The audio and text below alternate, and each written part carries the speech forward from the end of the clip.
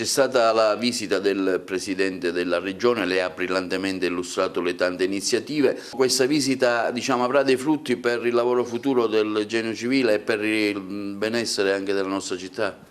Sì, è stata una visita che abbiamo particolarmente gradito, durante la quale abbiamo fatto un po' il bilancio delle attività svolte durante l'anno, ma abbiamo parlato anche delle attività da svolgere il prossimo anno. I temi sono sempre gli stessi: l'emergenza idrogeologica, il controllo delle infrastrutture. Noi quest'anno abbiamo fatto tantissimo, abbiamo progettato ben 18 interventi per la pulizia di alvei, gran parte dei quali sono già stati realizzati o in fase di realizzazione, e i risultati si sono visti, perché le prime acque quest'anno il reticolo idrografico locale, provinciale, ha tenuto. È chiaro che non sono interventi risolutivi in eterno, ma sono interventi importanti, tampone, che hanno retto. Poi si è parlato anche degli interventi che dovremo fare a supporto del libero consorzio in materia di manutenzione di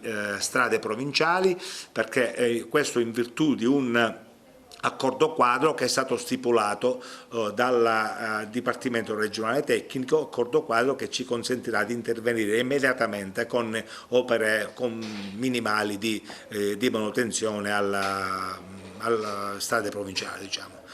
Poi abbiamo ancora aperta il controllo dei ponti, ne controlleremo 150, abbiamo fatto i primi 4 affidamenti, ne abbiamo ancora 15 da fare, quindi ci sarà un controllo quasi a tappeto dei ponti, sull'efficienza e sulla conservazione dei ponti che sono dislocati lungo il percorso delle strade provinciali del territorio agrigentino.